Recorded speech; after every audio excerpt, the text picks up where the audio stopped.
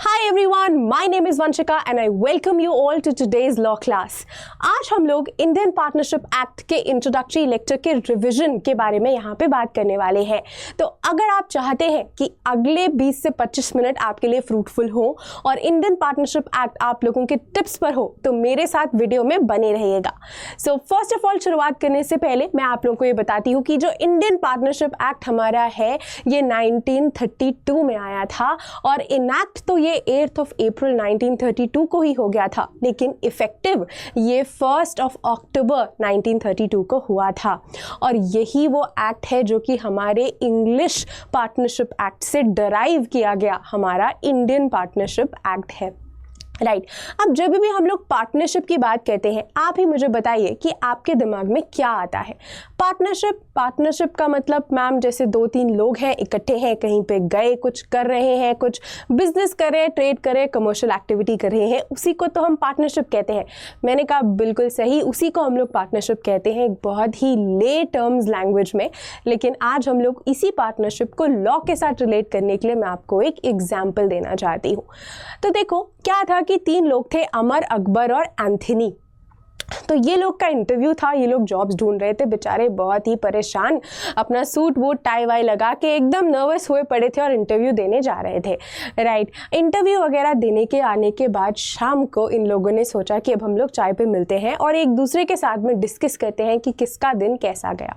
Right तो जब भी वो लोग शाम को आए और जैसे ही वो लोग चाय की टपरी पे बैठे सभी लोगों के फेस पे एक एक्सप्रेशन कॉमन था, जो एक्सप्रेशन उदासी का था कि भाई कुछ नहीं बना, पता नहीं क्या होगा, रिसेशन अलग चल रहा है, हमारा जॉब लगेगा नहीं लगेगा, क्या होगा पता नहीं। तो अब उन्होंने ये सोचा कि चलो भाड़ में गई जॉब, हम लोग क्या करते हैं, हम लोग अपना एक बिजनेस शुरू करते हैं। और जैसे ही ये आइडिया एक अमर ने दिया, एक आदमी जो अमर वहाँ पे था 3 में से, उसने दिया, तो अकबर और एंथनी को भी ये आइडिया बहुत पसंद आया। अमर ने बोला क्यों ना हम लोग मोमोज का एक ठेला लगाते हैं। भाई मोमोज वाला एक दिन में कितने सारे मोमोज बेचता है, कितने प्लेट मोमोज बेचता है, कितना ज़्यादा प्रॉफिट कमाता होगा। अपनी कॉस्ट माइनस करने के बाद में भी इन लोगों ने अंदाज़ा लगाया कि भाई ये तो बहुत ठीक प्रॉफिट कमाता होगा। साथ ही में एक मोमोज का ठेले वाला भी था। उसको देखते देखते उन्होंने ये सोचा कि भाई इसके पास तो बहुत फुटफॉल्स हो रहे हैं, तो क्यों ना हम लोग मोमोज का ठेला ही लगाएं। राइट तो जब ये तीनों ने ये आइडिया सोचा, अगले दिन उन लोगों ने इसको एग्जीक्यूट भी करा। उन्होंने मोमोज लाए, खरीदे कहीं से होलसेल में और सारा टेबल वेबल सारा मस्त सा सेटअप लगा के उन्होंने इस आइडिया को एग्जीक्यूट करने की कोशिश करी।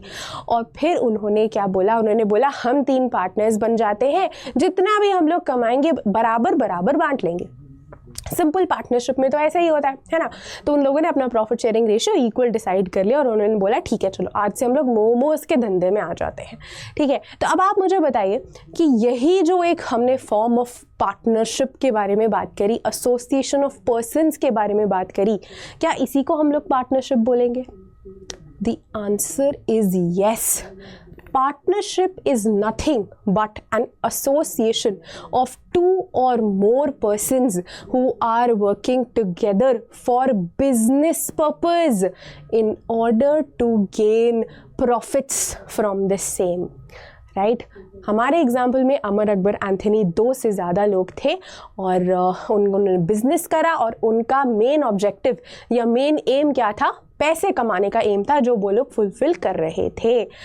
राइट अब ये तो एक बेसिक डेफिनेशन हो गई। अब मुझे एक बात बताइए, इसमें एक बहुत ही इम्पॉर्टेंट चीज़ भी हमने हमारे मेन लेक्चर में पढ़ी थी जिसका नाम था म्यूचुअल एजेंसी होना। म्यूचुअल एजेंसी का क्या मतलब है? यानी कि तीनों पार्टनर्स जो है ना, या 2 से ज़्यादा या 3 से ज़्यादा जितने भी पार्टनर्स हैं, तीनों चारों लोग एक दूसरे की तरह एज अ पार्टनर एक्ट करते हैं कि एज एन एजेंट एक्ट करते हैं कि अमर अकबर का एजेंट है, अकबर एंथनी का एजेंट है, एंथनी अकबर का एजेंट है। Means all of them are mutual agents of each other. Meaning अगर कल को अकबर लेट से बीमार हो गया और वो मोमोज के ठेले पर नहीं आ पाया तो क्या अमर और अकबर भी अपने घर पे बैठ जाएंगे, अमर और एंथनी? नहीं, राइट। जो भी एक पर्सन बीमार हुआ है उसके बजाय बाकी दोनों लोग आएंगे और अपना धंधा नॉर्मली जैसा चल रहा है, नॉर्मली जो चीज़ें हो रही हैं वैसे ही उसको कंटिन्यू करेंगे। करेक्ट है। तो यही तो हुआ ना एजेंट होना, कि अगर तुम प्रेजेंट नहीं भी हो तो भी हम तुम्हारे लिए उस बिजनेस को कंटिन्यू करेंगे, हम तुम्हारे लिए वो एक्टिविटी, ट्रेड, प्रोफेशन जो चल रहा है उसको चलाते रहेंगे.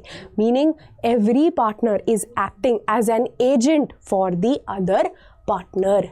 And my dear friends, this is also what we call as the true test of partnership. यानी कि एक एसोसिएशन ऑफ पर्सन्स पार्टनरशिप है या नहीं वो किस चीज़ पर डिपेंड करता है, वो इस चीज़ पर डिपेंड करता है that whether there is a mutual agency between the partners. And this is called the cardinal rule of partnership or the true test of partnership. Right अब और भी कुछ ऐसी चीज़ें होती हैं जिनके बारे में हम लोग बात करेंगे, जैसे कि एक अग्रीमेंट होना भी ज़रूरी होता है. राइट एक नॉर्मल अग्रीमेंट होना ज़रूरी है कि सब लोगों के पास में एक म्यूचुअल अग्रीमेंट हो, आपस में वो लोग अग्री करें. यही जो हमारा अग्रीमेंट है ना, ये ओरल भी हो सकता है और रिटन भी हो सकता है. राइट तो ये आपका बेसिक था. और अब हम लोग क्या करते हैं, एक बार फटाफट से पीपीटी के थ्रू भी स्लाइड्स को गो थ्रू करते हैं ताकि हमें समझ आता जाए. तो हमारा इंट्रोडक्टरी लेक्चर में मैंने आपको इनैक्टमेंट और इफेक्टिवनेस के बारे में सारा अच्छे से क्लियर कर दिया. कब हुआ था, इंग्लिश पार्टनरशिप एक्ट से ये हमारा आया था. एंड लीगल फ्रेमवर्क्स भी हम सब पढ़ चुके हैं. और यहाँ एक बहुत ही इंपॉर्टेंट पॉइंट कि जो हमारा इंडियन पार्टनरशिप एक्ट है ना, ये हमारा डराइव हुआ है from the very basic Indian contract act. Which means अगर partnership act Indian contract act से ही डराइव हुआ है, यानी कि इंडियन कॉन्ट्रैक्ट एक्ट के सारे provisions will become as it is applicable on the Indian Partnership Act as well. And why is it so? It is because partnership is itself a form of contract. Partnership ही तो एक contract है. जब दो या दो से ज़्यादा लोग मिल के कुछ एक्टिविटी कर रहे हैं, कमर्शियल गेन्स के लिए कर रहे हैं, तो वो एक कॉन्ट्रैक्ट ही तो हुआ. राइट सो सारे के सारे कॉन्ट्रैक्ट एक्ट के प्रोविजंस हमारे इंडियन पार्टनरशिप एक्ट पे भी एप्लीकेबल हो जाएंगे. करेक्ट. अब मुझे एक बात बताइए, in case of inconsistency between Indian contract Act and Indian Partnership Act, which will prevail? The Indian Partnership Act is going to prevail. Why? क्योंकि जब हमने पार्टनरशिप के प्रोविजंस के लिए एक सेपरेट एक्ट ऑलरेडी बनाया हुआ है, तो वही तो प्रिवेल करेगा ना अगर कॉन्ट्रैक्ट एक्ट और पार्टनरशिप एक्ट में इनकंसिस्टेंसी आएगी तो. Right this is partnership act is what is going to prevail in case of any inconsistency between the provisions of contract act and partnership act. I hope सभी को ये चीज़ बहुत ही अच्छे से रिवाइज हो गई होगी. मेन लेक्चर्स में हमने इसको डिटेल में समझा था. यहाँ पे वेरी शॉर्ट क्रिस्प प्रिविजनरी वीडियो के थ्रू मैं आप लोगों को ये चीज़ समझा रही हूँ. राइट तो ये सारी चीज़ें भी हम कवर कर चुके हैं. नेक्स्ट हमने डेफिनेशन और बेसिक्स की बात करी, जहाँ पे मैंने आपको ये चीज़ बताई कि सेक्शन नंबर 4 में हमारे पार्टनरशिप डिफाइंड है. राइट अब मुझे एक बात बताओ, फर्म क्या होता है? पार्टनरशिप फर्म क्या है? क्या यही अमर, अकबर, एंथनी जो 3 पार्टनर्स हैं, क्या यही फर्म है? Yes. In case of a partnership, the 3 partners or more than 3 partners, whosoever number of partners are there, they are only what represent a partnership. यानी यही जो पार्टनर्स हैं, यही है हमारी पार्टनरशिप फर्म. समझ में आ गया? यानी जैसे कंपनी के केस में तो एक सेपरेट लीगल एंटिटी का कॉन्सेप्ट चलता है, यानी कंपनी अलग, मैनेजमेंट अलग. But in case of a partnership there is no concept of separate legal entity. Partnership के केस में पार्टनर्स और फर्म एक ही है, which also extends to the fact that in case of partnership the partners are personally liable for all the debts and everything of the partnership firm. Right? Partners की personal liability होती है इन case of a partnership firm. समझ में आ गया? सो ये था हमारा पार्टनरशिप और फर्म्स के बारे में भी चीज़ें. एंड यस, ये तो मैंने आपको बता ही दिया दैट रिटन और ओरल अग्रीमेंट्स किसी भी थ्रू हमारी पार्टनरशिप जो है वो बन जाती है. अग्रीमेंट होना चाहिए बस एक, चाहे रिटन हो चाहे ओरल हो. Mutual agency also I have covered, so this slide is also covered. Then essential requirements में मैंने आपको बताया that association of persons होना चाहिए, एक agreement होना चाहिए, 2 या 2 से ज़्यादा लोगों का होना ज़रूरी है, and profit sharing एलिमेंट होना ज़रूरी है। यानी अगर अमर अकबर एंथनी चैरिटेबल या रिलीजियस पर्पसेस के लिए पार्टनरशिप में एंटर हुए हैं तो उसको पार्टनरशिप नहीं माना जाएगा। Means it is essential for a partnership firm to have the element of profits, कि आपका जो ऑब्जेक्टिव है ना उस पार्टनरशिप से वो प्रॉफिट कमाने का है, ना कि ऐसा वैसा कोई भी ऑब्जेक्टिव। समझ में आया? तो एक ये हो गया। एंड साथ ही साथ में business is being carried by either all of the partners और by any one of the partners. So these are your special requirements of a partnership. Then formation of a partnership. देखो, जैसा कि मैंने आपको बताया कि पार्टनरशिप के case में ना किसी भी तरीके की सेपरेट रजिस्ट्रेशन लेना ज़रूरी नहीं है, अनलाइक कंपनी को तो हम सब जानते ही हैं कि सेपरेटली हम लोगों को इनकॉर्पोरेट करवाना पड़ता है, पूरा एक प्रोसेस है about the incorporation of a company. लेकिन पार्टनरशिप के केस में ना एक म्यूचुअल रिटर्न या ओरल एग्रीमेंट से ही काम हो जाता है। आपको उसको स्पेशली रजिस्टर करवा के कहीं ROC वारसी कुछ नहीं, nothing doing, this does not require any kind of a separate registration. समझ में आ गया? एक्सप्रेस या इम्प्लाइड एग्रीमेंट से ही यहाँ पे काम हो जाता है और सारे पार्टनर्स का म्यूचुअल कंसेंट होना चाहिए एक पार्टनरशिप को फॉर्म करने के लिए। मतलब ऐसा नहीं है कि अमर का कंसेंट है, अकबर का नहीं है, एंथनी का है, अमर का नहीं है। All of the partners who are there in the partnership should mutually agree and should have a mutual consent for the partnership to exist and to function.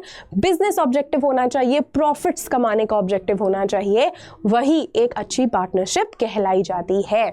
Correct. Next, अब हमने बात करी फीचर्स ऑफ पार्टनरशिप करी, इसको हम लोग अभी आके देखते हैं। और types of partnership, now again a very important concept, कितने तरीके की हमारी पार्टनरशिप होती है, राइट। तो सबसे पहले हमने बात करी पार्टनरशिप एट विल की, जिसका मतलब है will. What do you mean by will? Will का मतलब हो गया अपनी मर्जी से।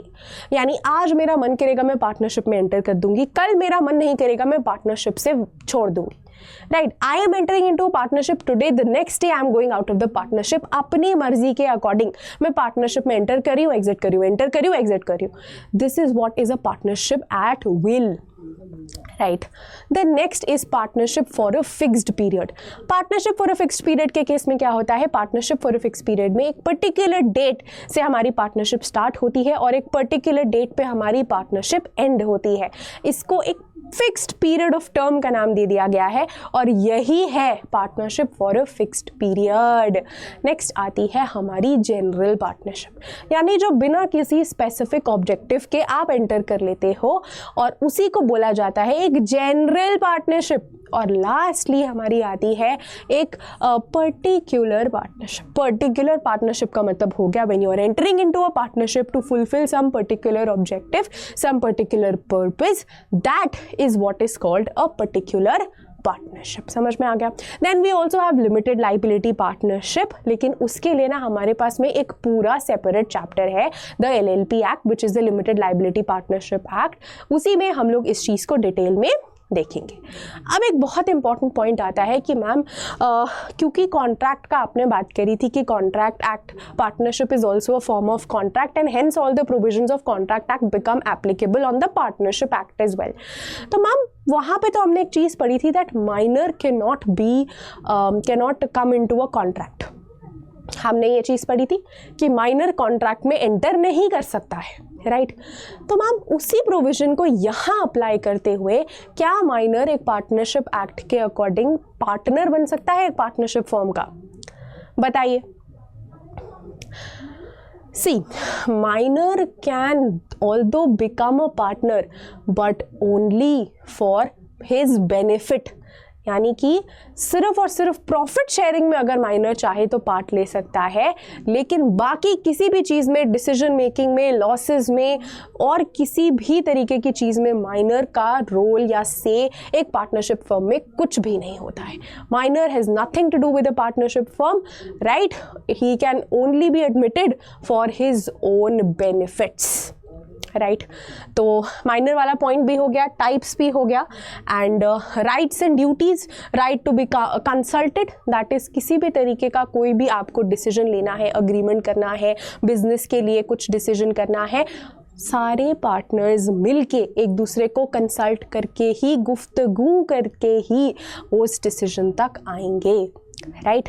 Then right to be compensated, यानी कि जिसका जितना प्रॉफिट शेयरिंग रेशियो है, जिसकी जितनी शेयर है, उसको वो चीज़ ज़रूर मिलनी चाहिए। किसी का हक ना तो मारना चाहिए, ना मार के अच्छा होता है। Correct. Right to share earnings and right for indemnification. Indemnification यानी कि लॉस की भरपाई। तो अगर किसी भी तरीके का ऐसा कुछ सीन बन रहा है जहाँ पे पार्टनर्स जो हैं वो कुछ लॉस की भरपाई हो रही है किसी भी तरीके से, तो ऐसा नहीं है कि अमर और अकबर अपने पास ही लॉस की भरपाई करेंगे और एंथनी को उसके बारे में बताएंगे ही नहीं। It is not like that. Even if one partner is getting indemnified for the losses so caused, it is the duty of that partner कि वो बाकी पार्टनर्स को भी उस लॉस के लिए इंडेमनिफाई करवाएगा। करेक्ट। तो ये आपके राइट्स हो गई। And duties very easy, that you have to behave in good faith. आपको compete करना होता है, और you also have to indemnify for deception and be diligent. Very easy, very basic. हम लोगों ने रेगुलर लेक्चर में भी इसके ऊपर बहुत अच्छे से बात करी थी। तो ये भी आप लोग एक बार स्लाइड देख लीजिएगा। मैंने आप लोगों को सभी का ब्रीफ और बेसिक क्रक्स बताती जा रही हूँ। I am not going to read the complete PPT for you, that is your job to do. I am just telling you the brief basic crux and the revision, ताकि आप लोग फटाफट से crisp notes की तरह इस चीज़ को पूरा अच्छे से रिवाइज कर पाएँ और इन्जॉय कर पाएँ। देन अब ये सारी जो आगे की चीज़ें हैं ना, वो हम लोग करेंगे हमारे नेक्स्ट रिविजनरी लेक्चर में। सो अभी के लिए, आज के लिए इतना ही। Thank you so much for joining and I hope that you enjoyed this very short revisionary clip of the very basic introductory lecture of the Indian Partnership Act. I'm going to meet you tomorrow. I wish you good health. Stay tuned. Thank you so much. Bye-bye.